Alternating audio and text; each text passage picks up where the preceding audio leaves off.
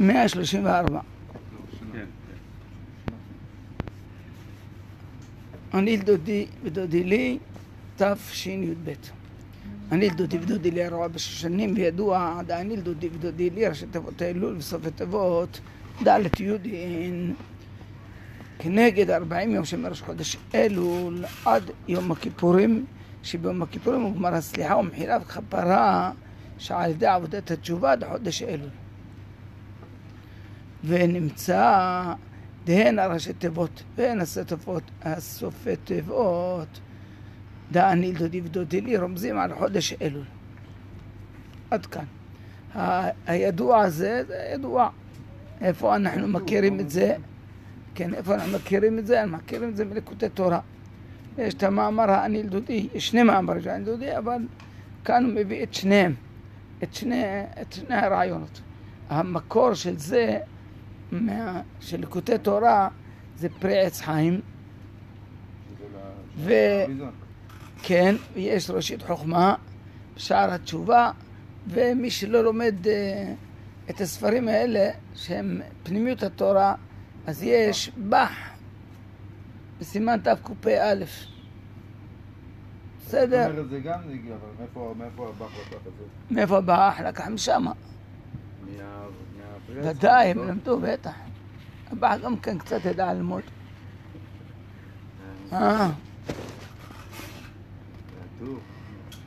הלאה. אז מה ראינו? שבעצם אני לדודי ודודי לי, הראשי תיבות זה אלול, קשור לחודש אלול. ויוד, כל היהודים, 4 היהודים שבספי התיבות של המילים האלה, אז זה גם כן קשור לאלול. מאיפה הוא קשור? מראש חודש אלול ועד יום הכיפורים. מי שיודע חשבון? כולל למד. יפה. מראש חודש זה כולל א' דראש חודש. א' דראש חודש, כיוון שבאלול יש רק 29 יום.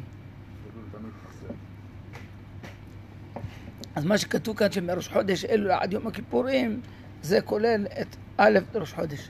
יש את השיחה המפורסמת, מי שלא מכיר, אתמול חזרו עליה כאן, על שמתחילים ללמוד את כוח מהרבי הקודם. יש מחלוקת מתי מתחילים לתקוע, בלמד או באלף, באלף דראש חודש או בדראש חודש, ואז הרבי אומר שבאלף דראש חודש תוקעים להתלמד. אז הרבי עושה מזה עניין, משפט שהאדמו"ר הקודם אמר, והכל, ועושה מזה שיחה שלמה. מטעמים, זה משהו מתאים שאתה רואה, למה הוא אומר מנהג? שיחה? טוב, זה נדמה לי בנון א', נדמה לי. בכל אופן אומר הרבי, והנה כללות עבודת חודש אלול, שהיא עבודת התשובה, היא בדרך העלאה ממטה למעלה. כשאתה מדבר על עבודת התשובה, זה והרוח תשוב אל האלוקים. מה זה תשוב? מלמטה למעלה. לכן, מה ראשי תיבות של אלול? שזהו אומרו, אני לדודי תחילה, ואחר כך דודי לי. מתחיל קודם כל העלייה ממטה למעלה, אני לדודי. ואחר כך דודי לי, דין אלעין מן הכתיב, דודי לי, ואחר כך ואני לו, שזהו מלמעלה למטה. שעל די התערותא דלעילא באה התערותא דלתתא. לפני כן כתוב באותו שיר השירים, כתוב דודי לי ואני לא. אז מה זה דודי לי? קודם כל דודי לי. ואחר כך אני לא. קודם כל התערותא דלעילא. מה? בשיר השירים. אז דודי לי ואחר כך ואני לא. אז מה אתה רואה? אתה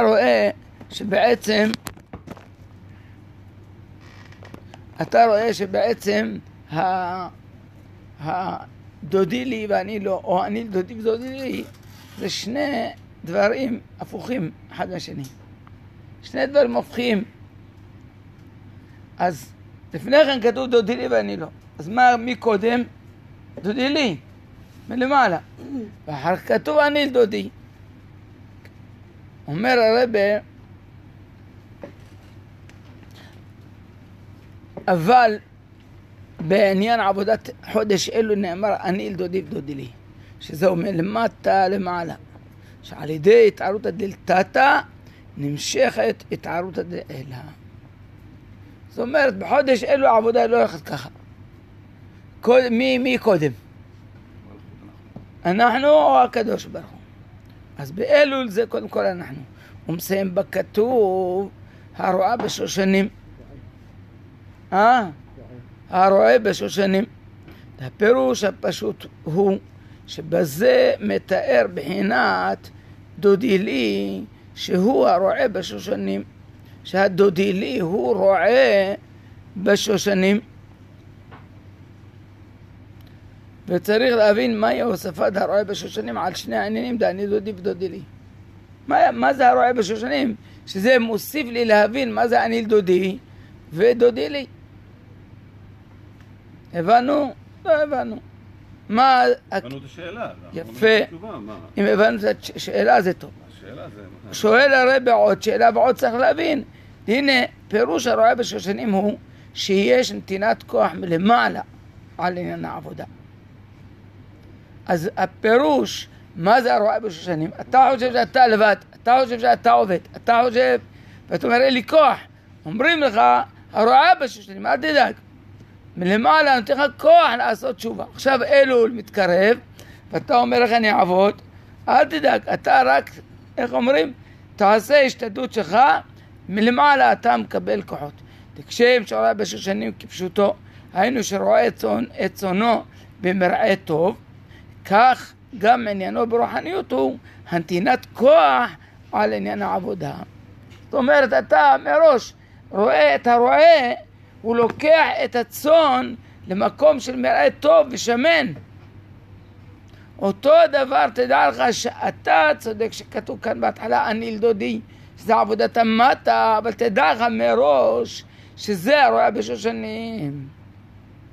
אתה לא הולך מקום מדבר שאין לך כוחות, אין לך, כמו שנדבר בהמשך המאמר. צאן לא יכול לאכול... מה? גרעינים, איך זה? צאן לא יכול לאכול... מה הוא לא יכול לאכול שהוא גורם לו בעיות בבטן? רק קש זה טוב להם. נכון. מה? חיטים ודברים כאלה עושים לו... זה עושה לו תסיסה, אני חושב.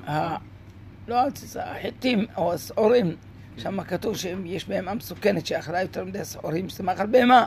נכון. אז מה? מרצים אותה כדי שהיא מסוכנת. לא משנה, אבל תלוי איך מביאים לאכול.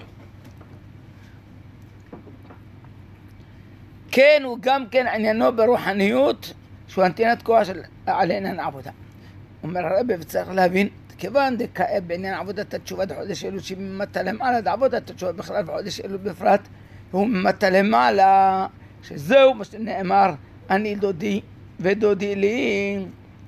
אז מה העבודה של חודש אלול? ממטה. קודם אני דודי. אם כן, מהו עניין הרועה בשושנים? שהוא עניין נתינת כוח מלמעלה. תחליט, מאיפה מתחילים? למעלה או מלמטה? אתה אומר, קודם כל אני דודי שזה עבודה ממטה, אז למה הרועה בשושנים? הרועה בשושנים משמע נתינת כוח, זה נקרא את העבודה לאלה. שמזה משמע שכדי שתהיה עבודה ממטה למעלה, הנה על זה גוף צריך נתינת כוח מלמעלה. מה אתה רואה? למה כתוב הרועה בשושנים? מכיוון שבעצם הנתינת הכוחות האלה אתה מקבל עוד לפני אני דודי. יופי. אך העניין הוא, והנה בעניין הרועה בשושנים יש שני פירושים שמופיעים גם כן באותו ליקוטי תורה. המקור שלהם, פירוש האלף כדית בזוהר. כתוב בזוהר,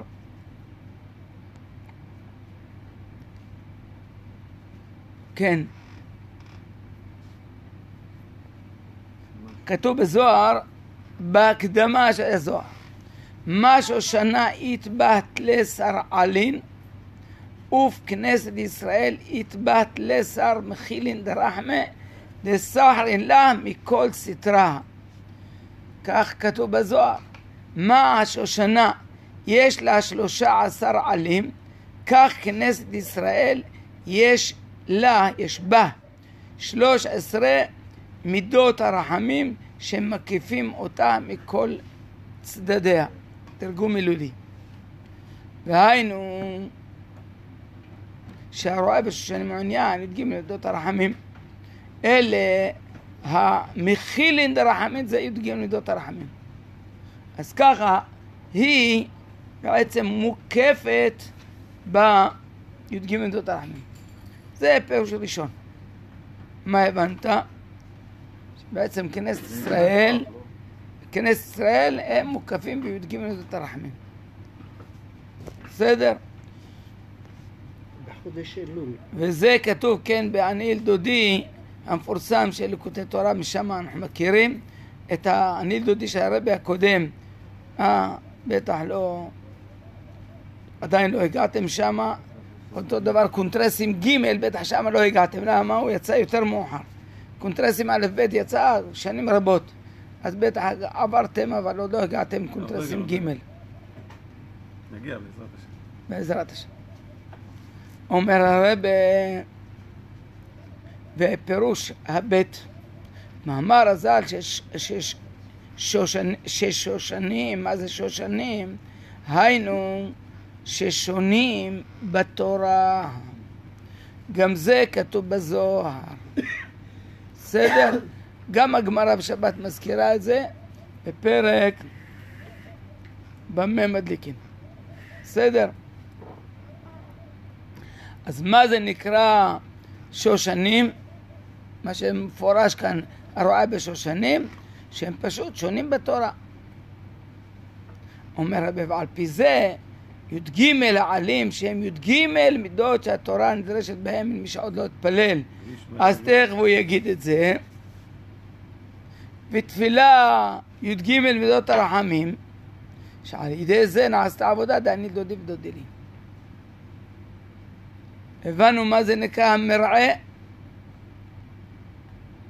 מה זה המרעה? בואו נחזור אליו. זהו דעניל דודי ודודי לי הרואה בשושנים, שעל ידי המרעה בשושנים, שהוא עניין נתינת כוח מלמעלה בשני העניינים די תורה ותפילה. בתורה זה י"ג מידות התורה שהתורה נדרשת בהם, ותפילה זה י"ג מידות הרחמים. אז לפני התפילה אנחנו אומרים רבי ישמעאל 13 מידות שהתורה נדרשת בהם, ובתפילה אנחנו נגיד אחר כך השם כרח ומחנון י"ג מידות הרחמים. וזה בעצם שאתה משתמש בשני ה-13 האלה, אז מה? נעשה את העבודה של עניל דודי. הבנת איך אתה יכול להגיע לעניל דודי ודודי לי? על ידי שיש לך שני י"ג. בסדר? אתה אוהב דברים כאלה. פעמיים י"ג זה חבב. אתה אוהב את זה. טוב. ובאור העניין, מה? חשבון אלוקי. טוב. ובאור העניין, והנה שני העניינים דתורה ותפילה הם שני דרכי עבודה.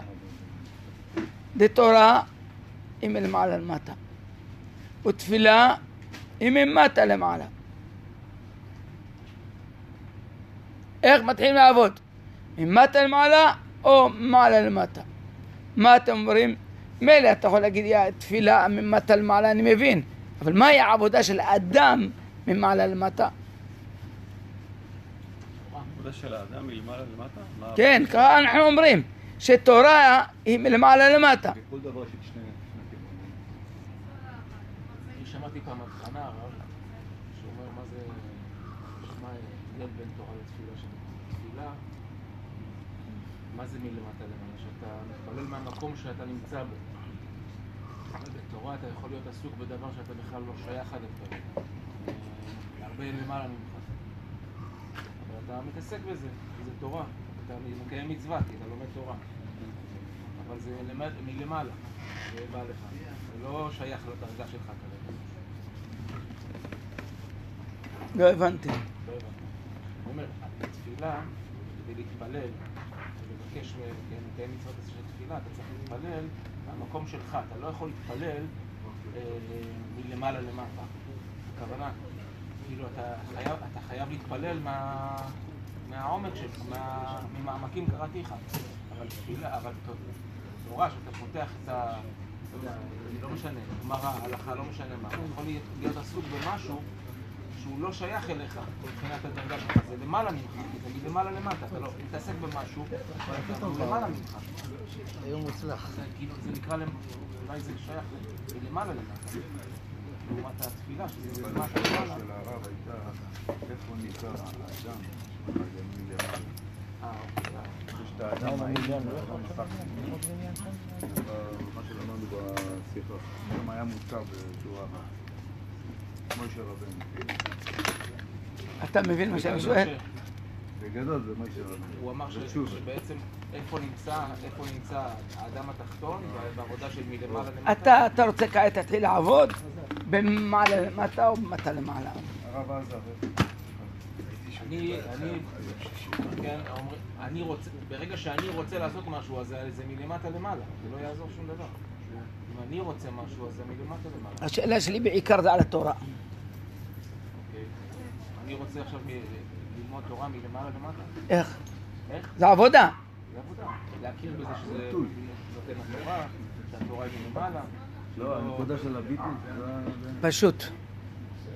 אתה קורא בתורה, אתה לומד את התורה, טען לשוני אמרתך. שזה שלו. ככה כתוב. אנחנו לומדים מה כתוב. זה נקרא דברי השם. זה לא לשכוח. זה אתה אומר את המילים של השם.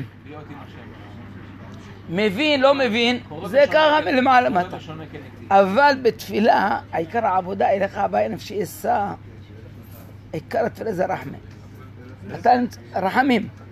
אתה בא מלמטה, יותר מהמילים שאתה אומר בטקסט של התפילה, רחמן לי בבעיה. איך אתה, אליך הוויה, איך אתה מעורר את הרצון לדבר את זה בהמשך, כן? שהרצון שלך עולה מרגע לרגע ועולה למעלה. רוצה, אתה מתעלה מהעולם ועולה ממטה למעלה. אתה נמצא עוד נדבר על זה, על הסולם שמוצב ההרצאה, אתה נמצא במצב לא סתם ארץ. ארץ זה למטה. הרצאה זה המטה שבמטה. ואתה מכאן אתה עולה, ואתה כל פעם חושב, אני רוצה לעשות הרצון האלוקי. רצון האלוקי, אני עולה. אבל אם אתה חוזר על דברי השם, אז זה ממעלה למטה. לכן יש הרבה בעלי תשובה למיניהם שהם לומדים, תראה, מה? הם עסוקים רק ממעלה למטה. אבל בכלל הם לא התפללו. ברור? וזה שני סוגי עבודה, כמו שתדבר על זה בהמשך, ואז נראה... סתם זה יכול להיות גם כן בתוך ידידיה והעובדה. בתוך העולם החסידי, שבעל תשובה, אומרים לך, מה תעשה? תעשה ככה, תעשה ככה. אבל בגלל שלא התעסקו בתפילה, זה לא רק להתעסק בתפילה, הכוונה לחבר את החיים שלך לדבר הזה, שזה יהיה מחובר. אם זה לא מחובר, אז הבן אדם כאילו בסופו של דבר... האדמו"ר הזקן, לפני שהוא הגיע למזריק, שהוא לא ידע לאן ללכת, איזה מרכז, אז הוא אמר, אני הולך למזריק שלנו. הוא אמר, ללמוד אני קצת יודע, להתפלל אני לא יודע. אבל הרבה בעלי, לא תשובה. ברמה שלו. יש רדומים בתוך הסיטואציה, שלא בוחרים אותם. זה גם כן, נכון, דיברתי על הרב מתייחס לבעלי תשובה. יש, לדעת, נכנסת, שנה, שנתיים, 7 שנים, 14 שנה, 20 שנה, אז פתאום בן אדם אומר, וואו, איפה אני בכל הסיפור? מה זה תפילה?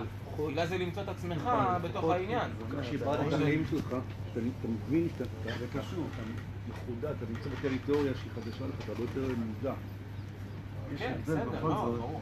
עם כל הדרגות האלה, זה בצורה כללית, מה שאמרת, אבל בכל זאת יש... חסיד מאוד. יש דרגת נולד למשפחה חסיד, מה יעשה? אנחנו רק נוגעים בהתחלה, אבל יש לנו כאן הבחנות מאוד מעניינות במאמר הזה. ההבחנות האלה, זה הרב נותן לנו בעצם את איך אומרים, לראות את עצמנו, ואחר כך לעשות בטסטר למה אין זרם. עשיתי את כל מה שכתוב, אבל טכני עשיתי את הכל, אבל כאילו, מה הסיבה? אז אנחנו נראה את זה. פגשתי בחודש האחרון בן אדם, ואתה אומר, מבחינת הטסטר, הנקודה של האמונה אצלו, אין, זה תחנת כוח, והוא פוגש אנשים והוא מדליק אותם, אבל מבחינה חיצונית הוא שחרר לגמרי, אבל מה כמובן, הוא לא נראה, הוא כן, הוא נפל, כן? אבל מבחינה פנימית, הבן אדם הזה בוער באמונה, בוער. זה מעניין. הוא נפגע. הוא נפגע, לכן הוא נפל. הוא נפגע, אבל גם אם הוא בוער באמונה. עכשיו שהוא עושה חשבון נפש, הוא אומר, רגע, באמת נכנסתי, הוא לא מאשים את כל העולם. הוא אומר, אבל לא התעסקתי בעבודה שתחבר אותי בצורה בריאה. אני עונה שאנחנו נראה את זה כאן, אבל הסיפור שלך, אני לא משנה מה. יש אדם נפגע, יש כאלה, אתה יודע, הם שומרים שבת לכבוד בשביל, אז זה לא בשביל הקדוש ברוך הוא, נדבר על זה. טוב, אז אנחנו עכשיו נתחיל עוד הפעם. וביאור העניין, דהנה שני העניינים דתורה ותפילה עם שני דרכי עבודה. דתורה עם למעלה למטה, ותפילה עם מטה למעלה. דהנה, עניין התורה הוא מלמעלה למטה, שזהו כללות העניין דמתן תורה. מתן תורה זה מלמעלה, שבני ישראל קיבלו את התורה, זו עבודת המטה שאנחנו מדברים עליה בתורה, על ידי זה שהקדוש ברוך הוא נתן להם באופן של מתנה, שלא מצד עבודת הנבראים. זה לא קשור מה הרמה שלך, מי אתה, איך אתה. יש לנו כל הזמן מתן תורה. אתה יושב לומד, ואתה אומר לא שייך, אני לא מבין, תביא, אני לא מבין. אז אומרים לך, זה כעת, תגיד שם מרכות התורה, אשר בחר בנו ונתן ונותן. בסדר? אז עכשיו אתה אומר, איך אני יכול? אז תדע לך שהשם נותן התורה. בגלל שהיה חג מתן תורה, שהשם נתן, עם ישראל לא היו בערך בכלל, אבל מצד הנתינה היה קבלה. להוסיף עוד קצת, יש בני אדם שיש להם כסף, והם יודעים לעשות ממנו משהו. יש בני אדם תלו כסף, אתה חונק אותו. או שהוא מזבז, או שהוא נחנק בו. הוא לא יודע איך להתעסק בנכסים רבים. ילד אחד ירש ירושות, הוא לא יודע מה לעשות. ואתה מבין, כל המנהלי בנקים וכל האנשים שיגעו אותו, לא רוצה את הכסף הזה. הייתי במנוחה בשלווה, נכון? אז זה נקרא בערך האדם או לא? בסדר? עכשיו הקדוש ברוך הוא נותן לנו את התורה, הוא לא נותן לנו ככה באופן כזה. כמו תינוק שלא יודע עוד לאכול, נותן לו בשר. השם נותן לנו את התורה לפי ערכנו, אבל מצד כל מה שלא תעשה, זה מצד הכוח של הבורא. זה נקרא מלמעלה. אומר הרבי, זה נקרא שלא מצד עבודה הנבראים. שהרבי אותם במצרים היו ישראל משוקעים בממתת שערי טומאה. עם ישראל, איפה הוא ואיפה התורה? חוץ משבט לוי. לא נותן לך לפי שהוא נותן, הוא לא נותן לפי הגודל של הכלי שלך? הוא נותן כל פעם בכלי שלך, אתה מקבל פול. אתה לא לוקח טיפה ועוד טיפה. אתה כבר מקבל את כל 100% שאתה מסוגל. כשאתה ממשיך ללמוד, אתה מקבל לפי ערך ההשתדלות הבאה. יש מושג כזה אצל בעלי העסקים נקרא תזרים. אתה יודע מה זה? תזרים מזומנים. תזרים מזומנים. הוא רוצה לעבוד, ואז הוא צריך, יש לו ערך של התזרים אצלו, וזה ב-300,000, וזה ב2 מיליון, כל אחד תלוי. אז יש בן אדם שהוא רוצה לעשות עסקים, להיות לויר, סליחה, לא לויר, איך קוראים לזה? בתים, בניינים. אז, איך? לא, מסחר, ריל סטייט, נדל"ן. אז הוא רוצה להתעסק. כדי להתעסק, הוא מומחה לעשות את זה נגיד. אבל בשביל זה מה צריך? תזרים. נכון? תן לו את המיליון הראשון, הוא יחתך אותו מהר. תוך זמן קצר, קונה בניינים, מוכר, הכל כך חזרה. תזרים. את התזרים הזה שנותן. בסדר? כל האנשים תקועים מאיפה בתזרים. הבנו? ואני אומר לכם שיש להם הרבה אנשים מאוד מוכשרים, אבל התחילו בתקוע, ואני אומר לכולם, ממטה למעלה, אתה לא יכול ככה. כן? תתחיל בקטנה. מה אכפת לך? אני אקנה אוטובוס ואני אסע ואני אעשה אתם לא קופצים ככה. אני אשלם, עשו חשבון, ככה יוצא לאוטובוס תשלום ולביטוחים ולא יודע מה. אתם לא קופצים ככה. אבל למה? זה נקרא תזרים. התזרים הזה, אם אפשר לקרוא לו, זה הכוחות שאנחנו מקבלים מהשם. זאת אומרת, אתה לא עובד על ריק, שאתה ממש אין לך כלום, ואתה מתחיל לעבוד, וכאילו איך אני יכול להגיע למקומות האלה? לא. כאילו אין הלימה בין החלומות הגדולים לכלים. אתה יושב לומד, בחיים לא פתחת ספר, ואתה הולך ללמוד באיזה שיעור, ואתה חוזר עם משהו, אם אתה רק רוצה. זאת אומרת, יהיה אצלך קבלת התורה.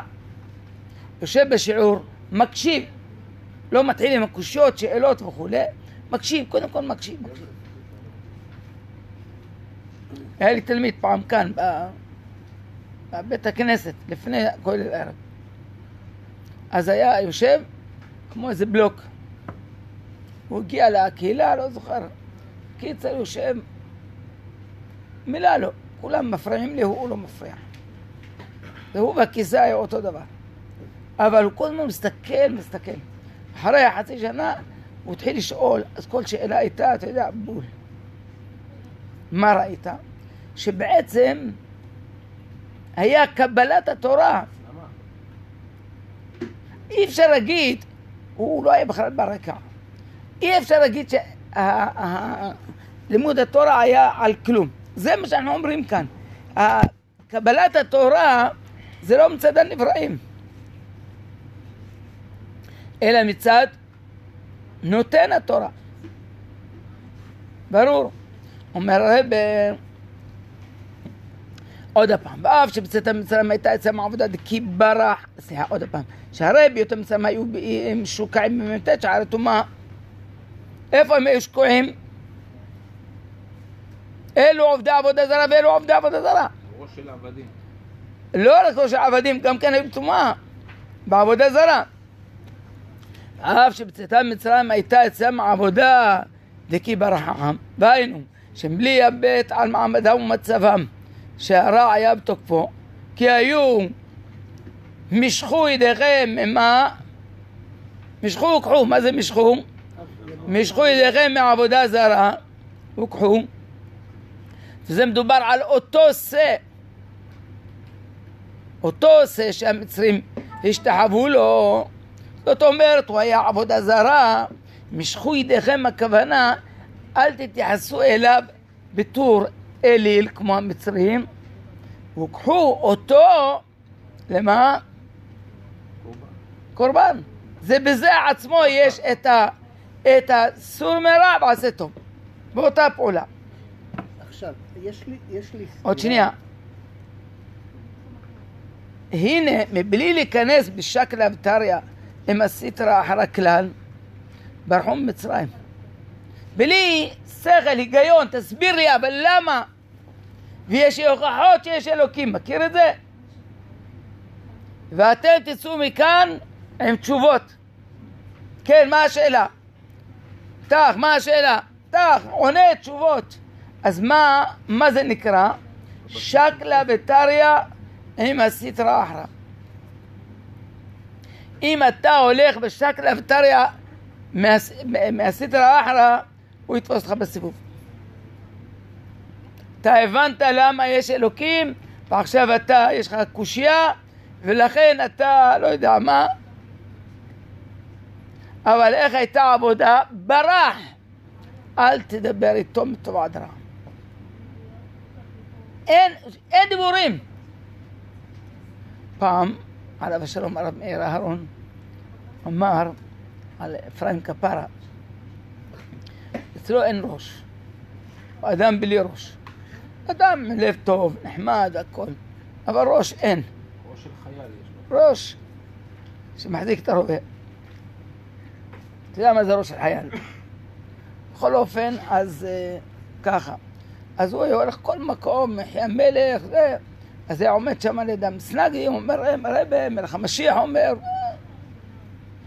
אומר על כל האנשים שלנו, אנש, הפיקחים, אז כולם יריבו אותם, ירביצו להם, וזה ייכנס שם לכל בר שאול, וייכנס שם וידבר מהרב, שהרבי מלך המשיח אמר, אתה מבין? אצלו זה בכלל לא מתחיל משכל. בסדר? זה קוראים לזה ברח העם. אין היגיון. תסתכל, הוא הולך בכל מקום, מישהו רב איתו, ביחי המלך. אומר רבי, זה נקרא, לא נכנסים בשקלה וטריה איתם. הוא מתווכח איתו, תסביר לי, כתוב בשולחן ערוך, כתוב, אני יודע באיזה ספר שהרבי מלך המשיח, אף פעם לא. הכוונה שאתה יוצא ממצרים הפרטי שלך, אתה יוצא על ידי ברח העם. אומר הרבי, ואחר כך היו נ"א ימים עד מתן תורה. שולחן ערוך אדמו"ר הזקן, סימן תצ"ד, שם כתוב חג השבועות. למה? זה היה בזין סימן, נכון? למה? לפי רבי יוסי, הוסיף יום אחד מדעתו. בסדר?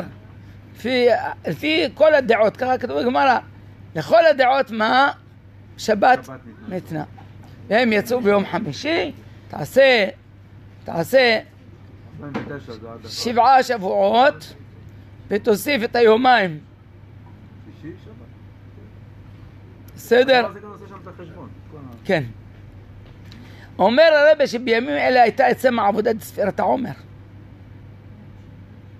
כדית ברן, שם מדרש אגדה, שהיו מונים כל אחד ואחד לעצמו. מתי יהיה כבר מתן תורה? אז מה אתה רואה כאן? וואו, עבודה.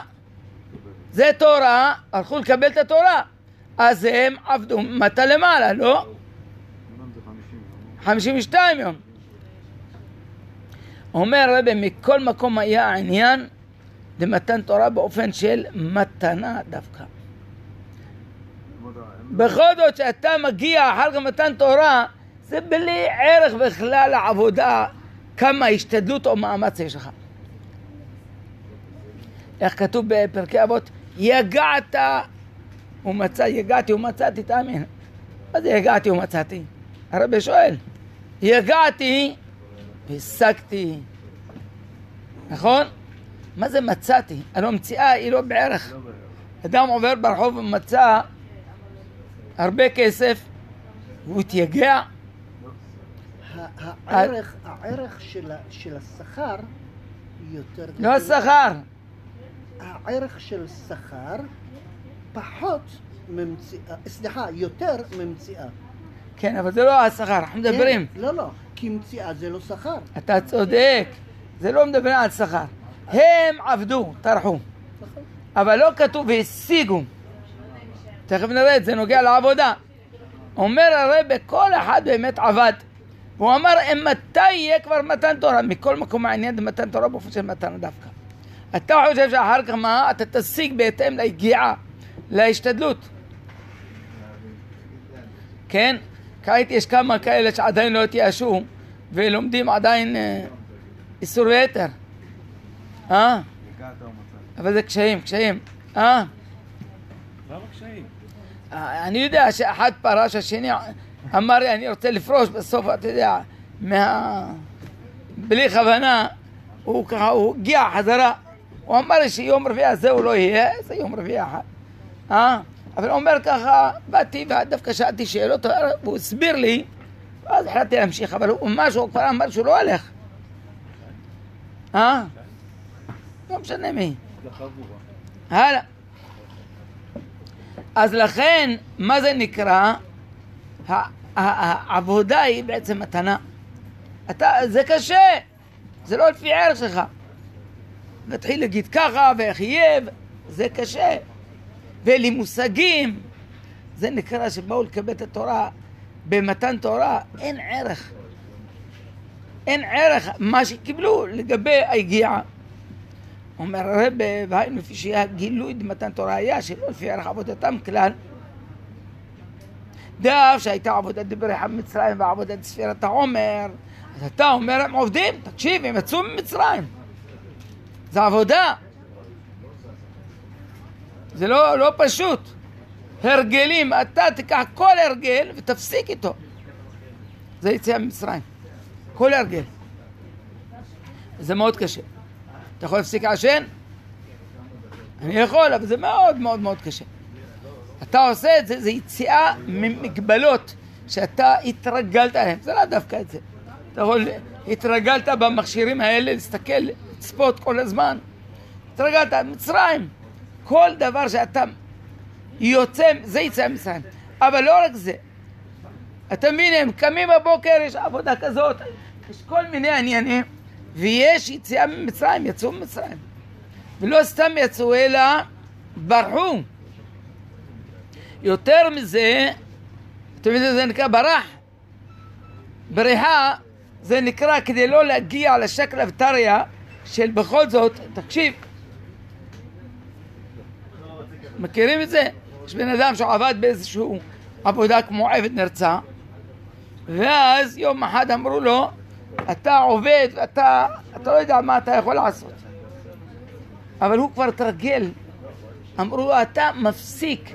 מתי? הוא אומר, סוף חודש אתה גומר, תודיע להם עכשיו, עוד שבועיים לפני כן, שאתה סוף חודש אתה גומר. אבל איך ומה יהיה? בורח. אבל בתחילים יסבירו לך כלום.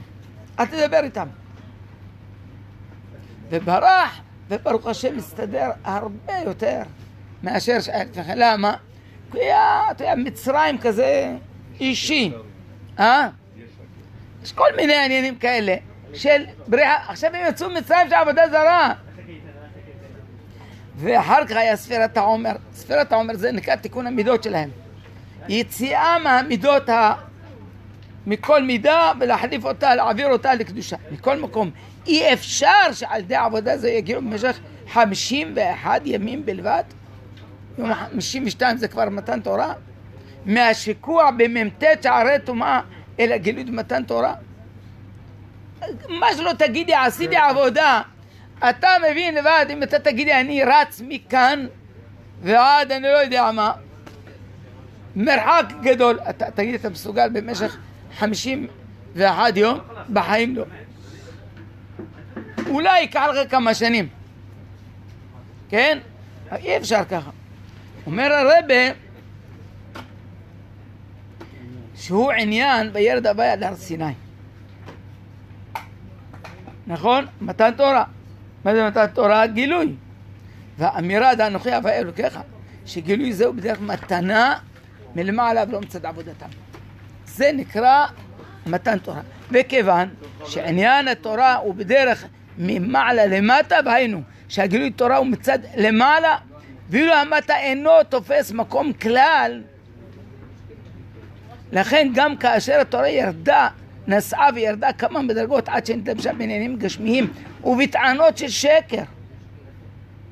הנה בכל המדרגות שנתלבשה בהם התורה, גם במדרגות היותר נמוכות, פועלת בהם התורה ביטול, כן, בחינת ביטול. איזה ביטול? ולא רק ביטול היש, אלא ביטול עצמי. נדבר על ההבדל ביניהם.